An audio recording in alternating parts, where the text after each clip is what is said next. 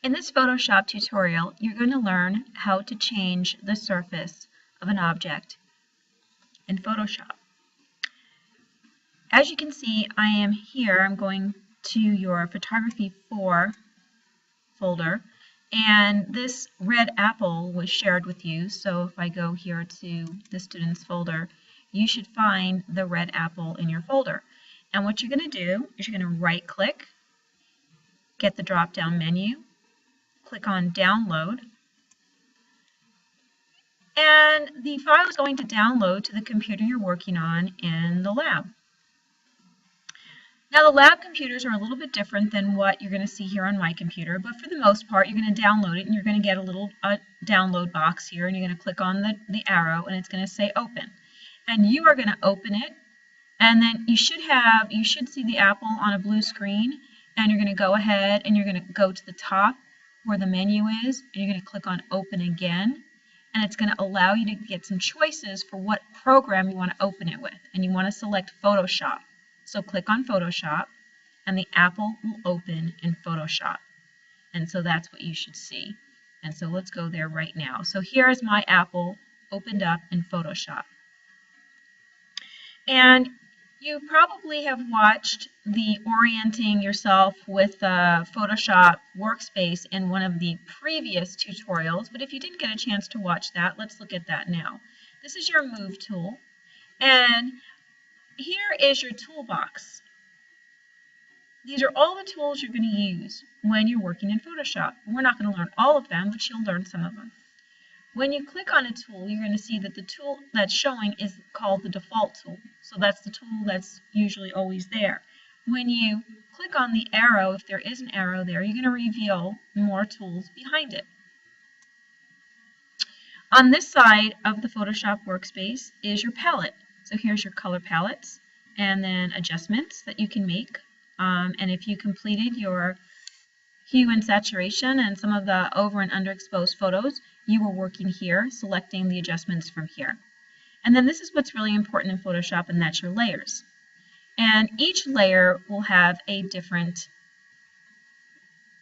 thing on it, that depending on what you're working on. So the first thing we're going to do is we're going to take this little lock that's locking your layer. And when a layer is locked, you can't really do anything with it. Well, sometimes you're trying to work on it, but you can't work on it. You have to go check in your layers to see if it's locked or not. So we're going to take this, and we're just going to drag the lock to the trash can. So now the layer is unlocked. And you're going to double click and get the dialog box so you can change the name of this to background. Next, there's a little drop down box here. Click on the arrow. Say, well, actually, let's just do this. Let's click on this.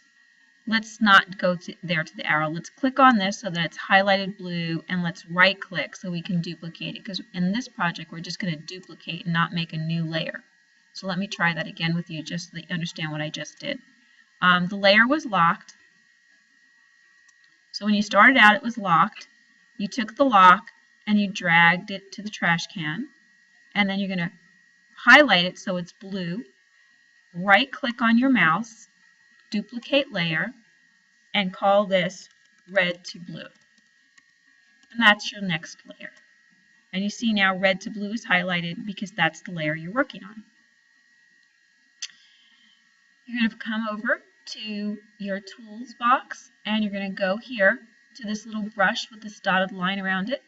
And when I right click on it, I get my quick selection tool. That's what I want, my quick selection tool. Here is where your tools are, and once you select a tool, here is where the options for that tool are. And you can add the selection or you can subtract from it. So make sure you have your quick selection tool and you're in the plus mode. And you're going to add a quick selection to the background of your apple. We're just going for the apple right now. So there we go, and that should be pretty easy. Maybe you want a little bit to the top. So I have the apple stem and the whole apple selected with my quick selection tool. Now what happens if when I was selecting it, it went outside the apple and maybe it's a little bit off? Well, you're going to get your minus tool, and you just go in with your minus tool, and you could go ahead and make sure that it's kind of conforming all the way around to that apple. And then get rid of that. We don't want any of that. And then adjust it, go back to your plus tool. I'm going to add a little bit here.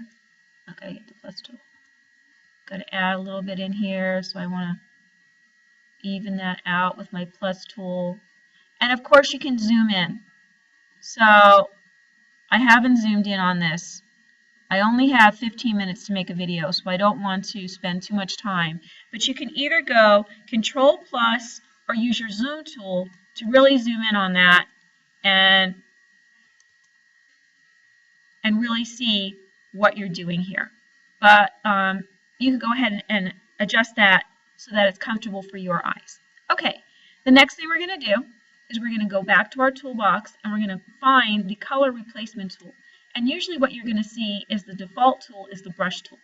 So if you see a little paintbrush, right click on the arrow, drop down box, color replacement tool. When you click on the color replacement tool, the options panel changes. You have 3 options for the color replacement tool. Each one of these does something different. And you have the option to change the size of the paintbrush in the tool. So the larger you are, look, the circle is growing. So if I go all the way here, my circle gets really giant, which we don't want. We don't need it that big. But here, I'm probably going to go to make it about 300, 350 is good. Okay. And then we're going to go here and we just want the continuous sampling tool. Click on that. And then I don't really care if you change it blue or purple or any color you want. Just go ahead and pick a color that you like. And I'm going to pick pure green cyan, which is a combination of green and blue. And now I should be able to change the color of my apple wherever I selected it with the selection tool. And notice that it's continually sampling so that the shading is being changed to blue or shades of blue as well as just the red part. So all of the apple is being changed to shades of blue. And that is with the color replacement tool. So I'm going to go ahead and go in here and I'm going to do this here.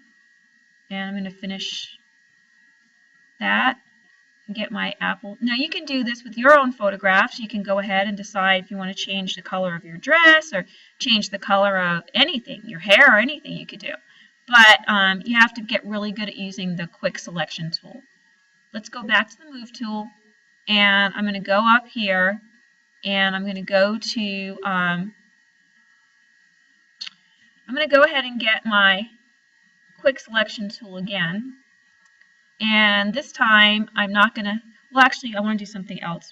Let me go Control Z to undo that so I can show you something else. What I want you to do first before you go ahead and select the leaf is I'd like you to make another layer. So you're going to go ahead and click on red to blue, right click on it, go duplicate layer. And we're going to go and we're going to rename this, but we're not going to keep it that. We're going to keep it, we're going to call it orange leaf. Click OK. Okay. And we're now on the orange leaf layer. The reason we're duplicating it is we want that apple to show up every single time on every single layer. So instead of making a completely new layer, we're creating a duplicate of a layer.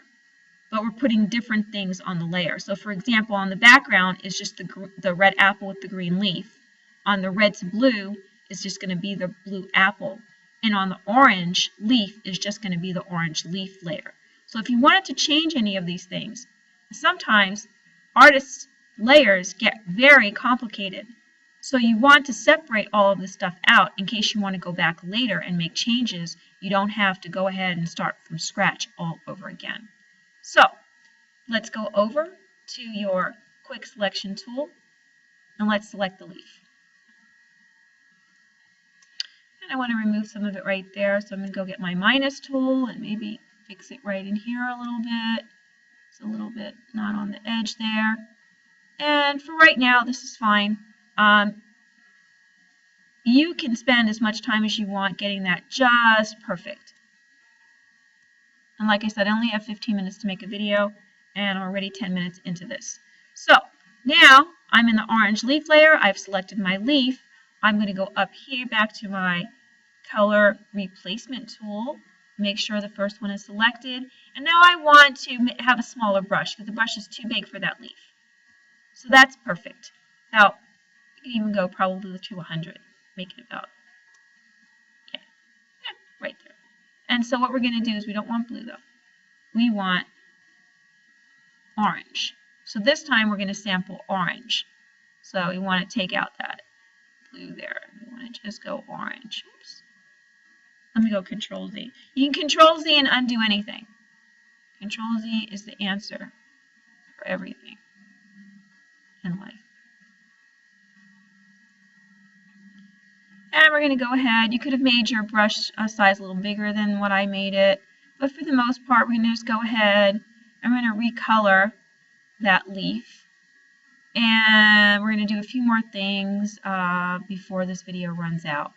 So you might want to use this video today as well as on Thursday. All right, so we now have a blue apple with an orange leaf. And let's have some fun with this. Let's go back over, let's get the move tool. Let's go back to your tools palette, and you're going to look for the rectangle because that's probably most likely what you're going to see first is the rectangle. And let's right click on that and let's find the custom shape tool. We have a rectangle tool, we have a rounded rectangle tool, we have an ellipse tool, a polygon tool, a line tool, and a custom shape tool. And on the same layer as the orange leaf, we are going to put, I click on that custom shape, we're going to put a heart. And so if you cannot find the hearts, go to the little sprocket that's right here, click on it, and go and find shapes and see if you can't find the heart there. Now you don't have to do a heart, you can do whatever you'd like. You can do any of these shapes here, but I'm going to grab the heart shape, and I'm going to come over here, and I'm going to make it like a purple heart, and I'm going to drag that out, and I'm going to put a heart on my apple. And I'm going to make, oop, I don't want to do that.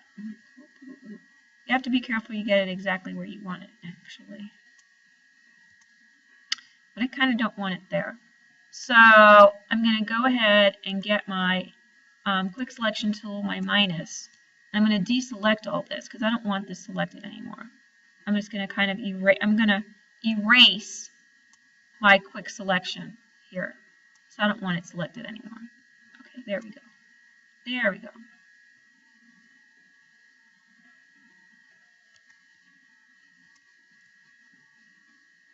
Let's just get rid of all that.